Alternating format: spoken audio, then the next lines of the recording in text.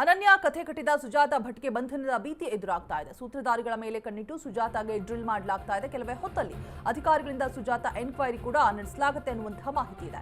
4 ದಿನಕ್ಕೆ ಕಾಲಿಟ್ಟಿದ್ದಾರೆ ಸುಜಾತಾ ಭಟ್ ಎಸ್ಐಟಿ ವಿಚಾರಣೆಗೆ.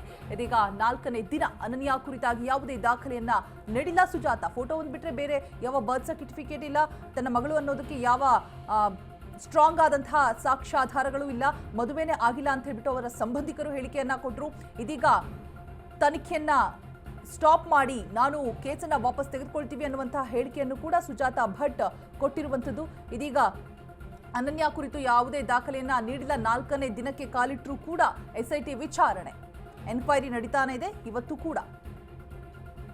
ಮತ್ತೆ ಈ ಒಂದು ಕೇಸ್ ಯಾವ ಟ್ವಿಸ್ಟ್ ಅನ್ನ ಪಡೆದುಕೊಳ್ಳುತ್ತೆ, ಆಕೆ ಏನೆಲ್ಲ ಮತ್ತೆ ಹೇಳಿಕೆಯನ್ನ ಕೊಡ್ತಾಳೆ, ಕೈ ಮುಗಿದು ಅಂಗಲಾಚಿ ಬೇಡ್ಕೊಳ್ತಾ ಇದ್ದಾಳೆ, ಕೇಸನ್ನು ದಯವಿಟ್ಟು ವಾಪಸ್ ತೆಗೆದುಕೊಳ್ತೀನಿ, ಬಿಟ್ಟುಬಿಡಿ ನನ್ನನ್ನ.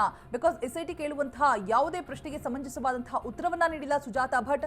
ಎಲ್ಲವೂ ಕೂಡ ದ್ವಂದ್ವ ಹೇಳಿಕೆಯನ್ನ ಕೊಡ್ತಾರೆ, ಗಂಟೆಗೊಂದು ಮಾತನಾಡ್ತಾರೆ. ಯೂಟ್ಯೂಬರ್ಸ್ ಬೆದರಿಕೆ ಹಾಕಿದ್ರು, ಕಾರ್ನೊಳಗೆ ಕೂರಿಸ್ಕೊಂಡು ಇದೇ ರೀತಿಯಾಗಿ ಹೇಳಬೇಕು ಅನ್ನುವಂತಹ ಬೆದರಿಕೆ ಒಡ್ಡಿದ್ರು ಅಂತ ಹೇಳ್ಬಿಟ್ಟು ಒಂದ್ ಕಡೆ ಯೂಟ್ಯೂಬರ್ಸ್ ಮೇಲೆ ದೂರನ್ನ ಕೊಡ್ತಾರೆ, ಆರೋಪವನ್ನ ಮಾಡ್ತಾರೆ. ಇನ್ನೊಂದು ಕಡೆ ತಿಮ್ಮಾರುಡಿ ಅವರು ಬೆದರಿಕೆ ಹಾಕಿ ಈ ರೀತಿಯಾಗಿ ಹೇಳಿಸಿದ್ರು ಅಂತ ಇನ್ನೊಂದ್ಸಲ ಹೇಳ್ತಾರೆ. ಇನ್ನೊಂದ್ಸಲ ನನ್ನ ಮಗಳಿಗೆ ನ್ಯಾಯ ಸಿಗಬೇಕು, ನನಗೆ ನ್ಯಾಯ ಸಿಗಬೇಕು ಅಂತಾರೆ.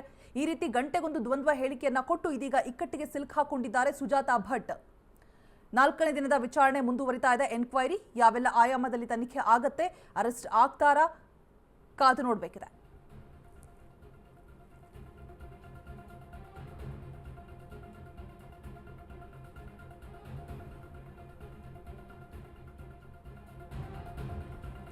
ವಿಚಾರಣೆಯ ಸಂದರ್ಭದಲ್ಲಿ ಷಡ್ಯಂತ್ರ ಬಾಯ್ಬಿಟ್ಟಿದ್ದಾರೆ ಸುಜಾತಾ ಭಟ್.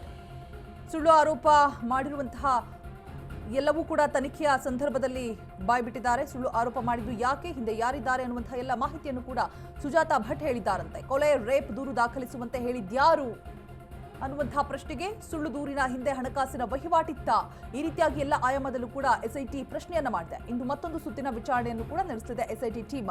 4ನೇ ದಿನಕ್ಕೆ ವಿಚಾರಣೆ ಮುಂದುವರಿತಾ ಇರುವಂತದ್ದು. ವಿಚಾರಣೆಯ ಸಂದರ್ಭದಲ್ಲಿ ಷಡ್ಯಂತ್ರ ಮಾಡಿದ್ದರ ಎಲ್ಲದರ ಬಗ್ಗೆ ಸುಜಾತಾ ಭಟ್ ಬಾಯ್ಬಿಟ್ಟಿದ್ದಾರೆ.